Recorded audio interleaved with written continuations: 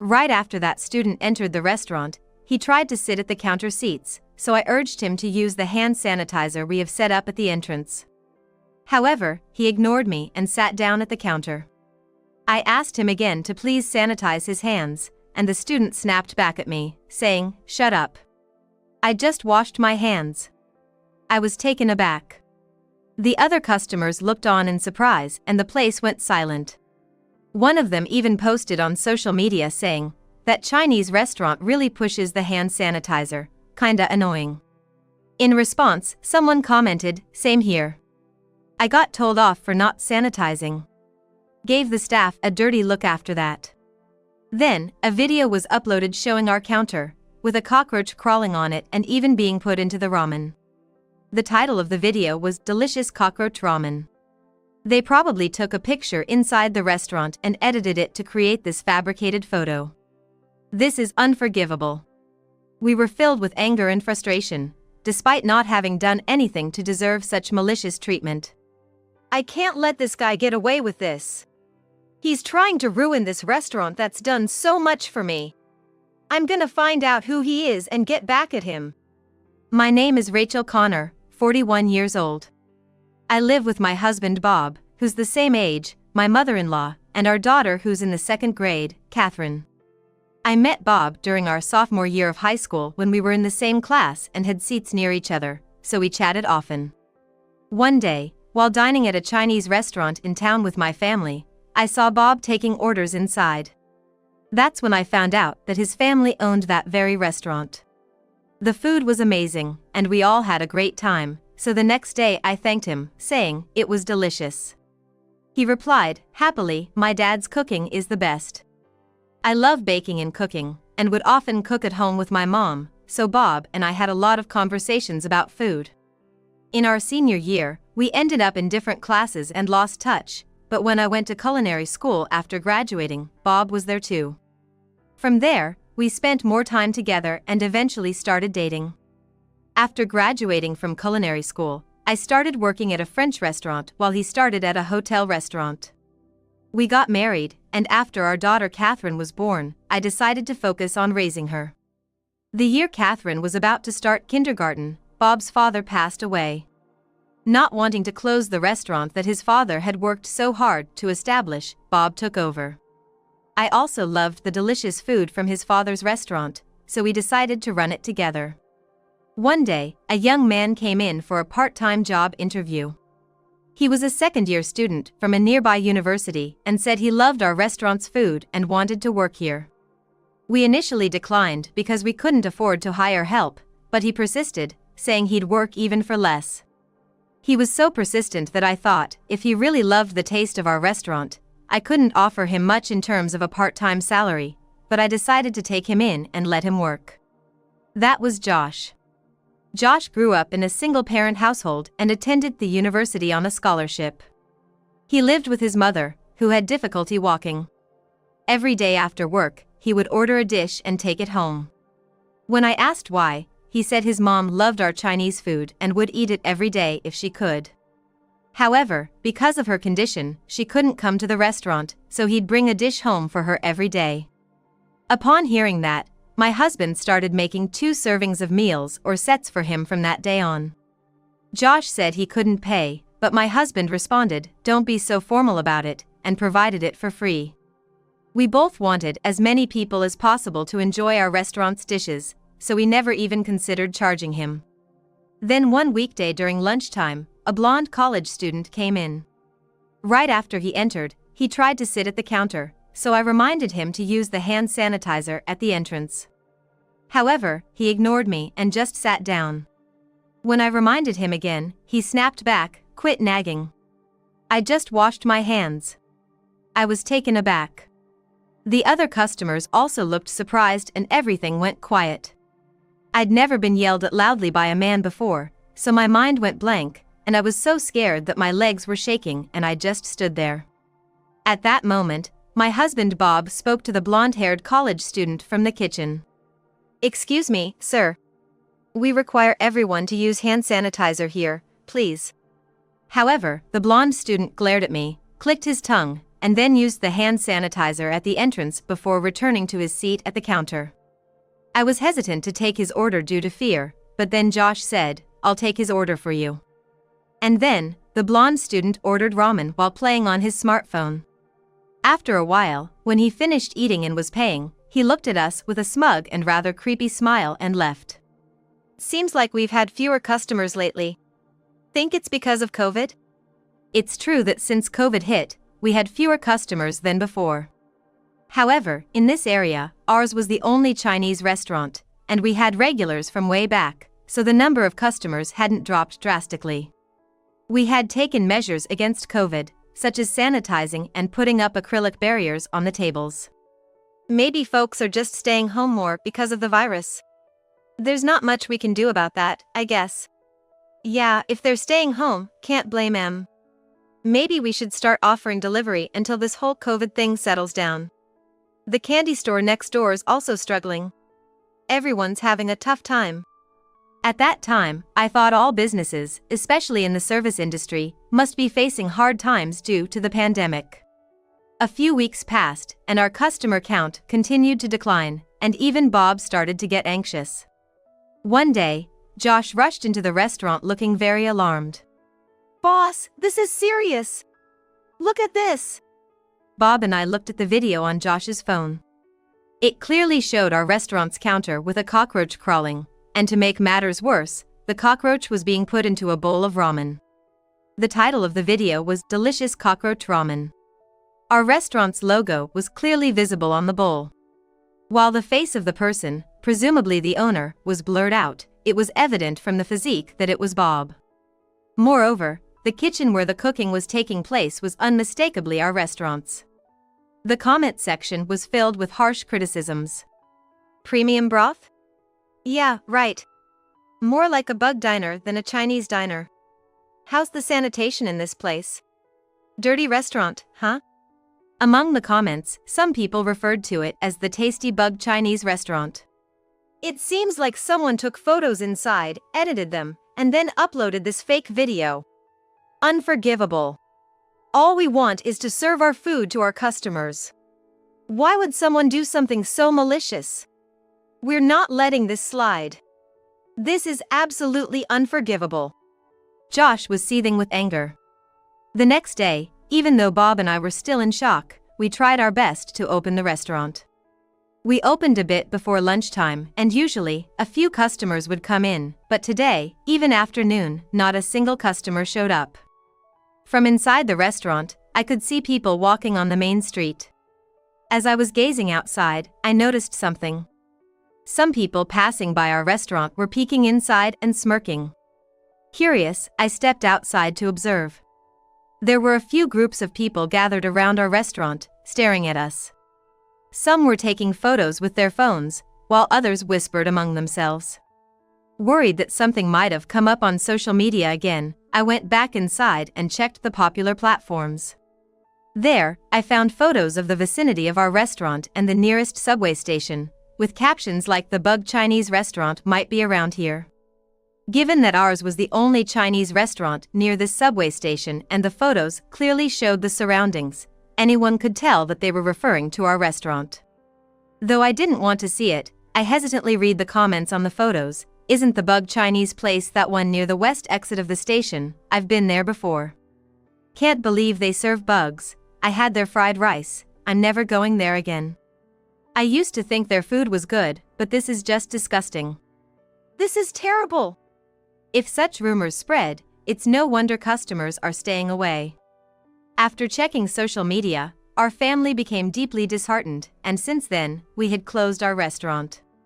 A few days later, when I went outside early in the morning to take out the trash, there was trash scattered in front of the restaurant's entrance. I hurriedly grabbed a broom to clean it up. As I approached the entrance, I noticed the words "Bug-infested place" spray painted in red on the entrance shutter. My strength drained, and I let the broom slip from my hand, staring blankly at the spray-painted words. After a while, I returned home, dejected, to find my husband, Bob, slouched over, deeply distressed. "What's wrong, honey?" When I asked, he told me that one of our suppliers had asked to end their business relationship with us. When I asked why, he explained that a picture of a box with the supplier's name, which was placed at the back entrance of our house, had been spread online. From there, the supplier was identified and started receiving harassment. They had frequent calls shaming them for still doing business with that bug-filled Chinese place. The supplier had a long-standing relationship with Bob's father, so Bob, not wanting to cause them further trouble, made the painful decision to stop doing business with them. Bob, Rachel, it's okay. Thank you for keeping this restaurant going. Let's close it and find a quiet place to live somewhere else. Do we have no choice but to shut down? I lamented.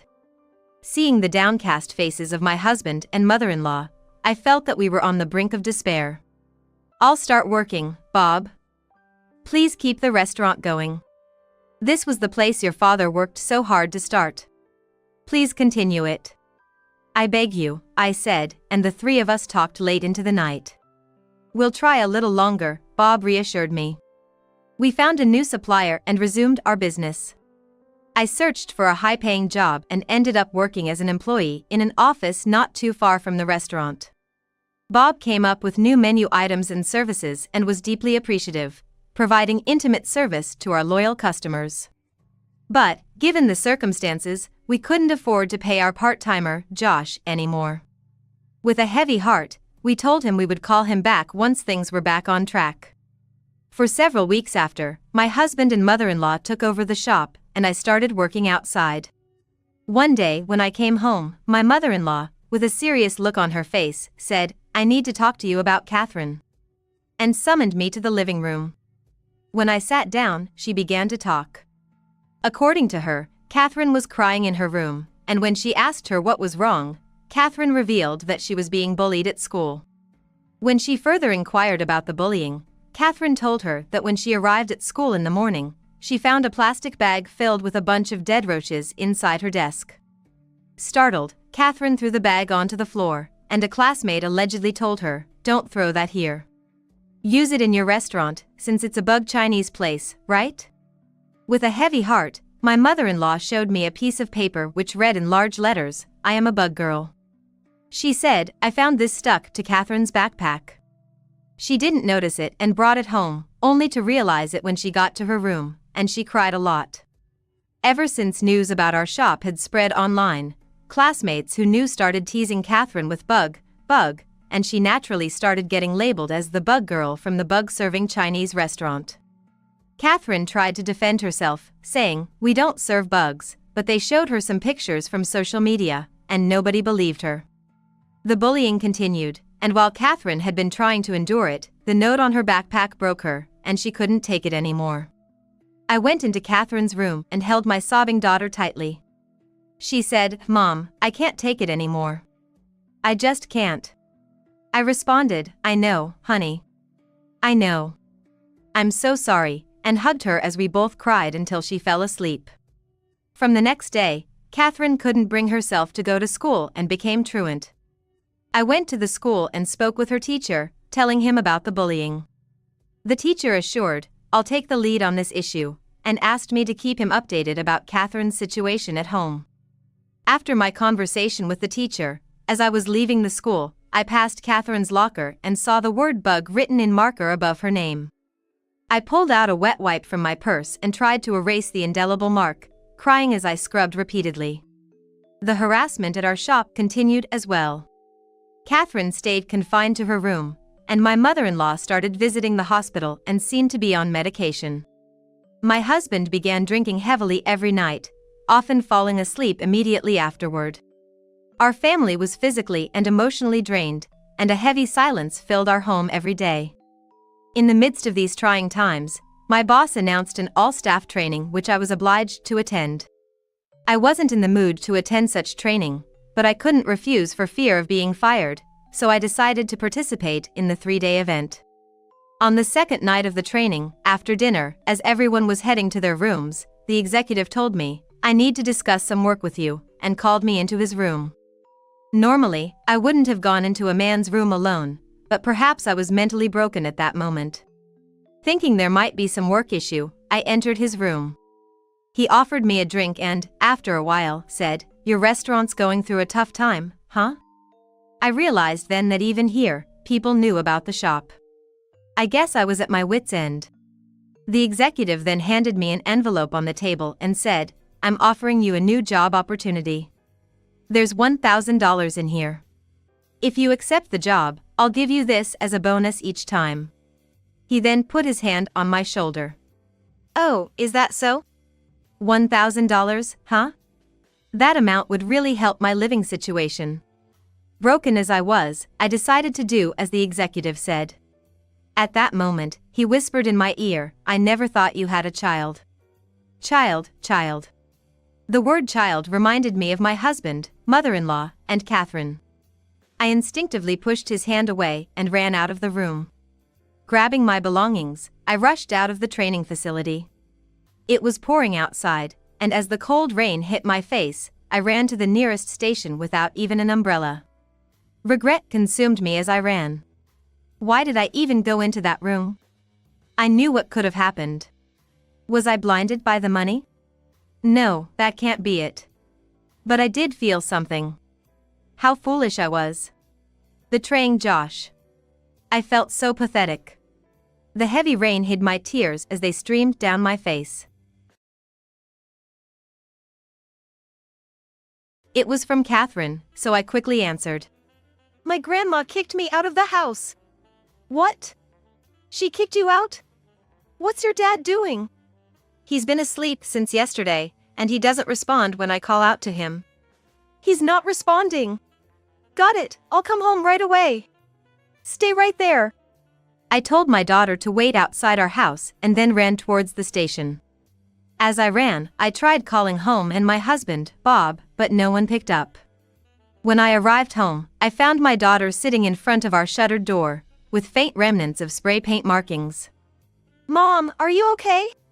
Why did Grandma kick you out?" "I don't know, she just gave me this and told me to leave immediately." She showed me a kid's cell phone. I quickly unlocked the door and entered. The house was pitch dark, with no lights on. I sent my daughter to her room and turned on the living room light. To my horror, I found my mother-in-law lying next to the table. I rushed over and called out to her, but there was no response. I noticed a glass with a bit of water and an empty pill packet on the table. I instantly realized she might have overdosed. I immediately called 911. I then went upstairs to find Bob and saw him slouched over his desk. I shook him hard. Upon waking up, he told me, "I was working on some bills last night when my mom made me some hot coffee. After drinking it, I suddenly felt so sleepy." I told Bob about our mother-in-law, and as we rushed downstairs, he desperately tried to wake her up. I spotted a note on the table and picked it up. It read, in frail handwriting, "Bob, Rachel, I'm truly grateful for both of you for taking care of this place. I can't continue here anymore. I haven't touched my husband's life insurance, so with my savings, you both can start a new life somewhere else. Please be happy. Thank you, truly, from the bottom of my heart." Oh my gosh! Shortly after, the ambulance arrived. They said mother-in-law was in a coma and quickly took her to the hospital. Leaving our daughter at home, we headed to the hospital. Upon arrival, they pumped mother-in-law's stomach, and she was immediately taken to ICU. 3 days later, she regained consciousness and was transferred to a regular room. In that room, I told her, "Why'd you try to end your life? We can't be happy without you." I sobbed into her bed, my voice barely audible. Bob sat by her side, looking down, while mother-in-law silently shed tears. We all cried, feeling hopeless. At that moment, we had lost all hope and reason to live. Later, mother-in-law explained that after drugging Bob with the coffee, she sent my daughter away so she could contact me and so we wouldn't see her in that state. A few days later, as my husband and I were discussing closing our shop, Josh came to visit our home. "Long time no see," I said. Apparently, they'd identified the person who had posted on that social media. Turns out, it was a blonde college senior from the same university as Josh who had come into our shop and yelled at us before. So it was him who had a grudge against our restaurant. But it's okay, we're thinking of closing this place anyway. My husband said with a sigh, looking around our shop with a thoughtful expression. What, you're gonna close the shop? After all the bad publicity, it's hard to bounce back, and we've had our share of troubles. We're just worn out. We did our best, but it seems like it wasn't enough. Sorry. If we ever get back on track, please come visit us again, I said, forcing a smile. Seeing me, Josh said, I owe a lot to you too. I won't let this shop go under. I promise. With that, he stood up abruptly, his face hardened, and he left our home. A few days later, as my husband was getting the morning paper from the mailbox, he found several letters inside. Thinking it was another prank, he was about to throw them all away when he noticed one postcard that read, I miss the ramen from your restaurant. Curious, he started reading the letters, and all of them expressed hope for our shop's revival. When I read the other letters that I had initially discarded, they all seemed to say the same thing. We were both puzzled by this, not knowing where they came from. The next day, Josh came over and said with a grin, that blonde dude is quitting school. When asked what he meant, it turned out that the blonde student had ruined his life with that social media post.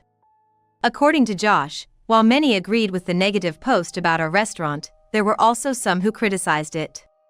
Josh intentionally highlighted these criticisms and spread them. Then, more and more people started to agree with Josh's voice, and the idea of identifying the individual in question began to spread. A few of Josh's college friends pitched in, and when they shared a picture of a restaurant, they speculated that the person must live in that neighborhood. During their research, they heard about a blonde student who boasted to his friends, my social media post is blowing up. Guess it went viral after I posted about some restaurant. Josh remembered the student's attitude from when he had visited the restaurant before.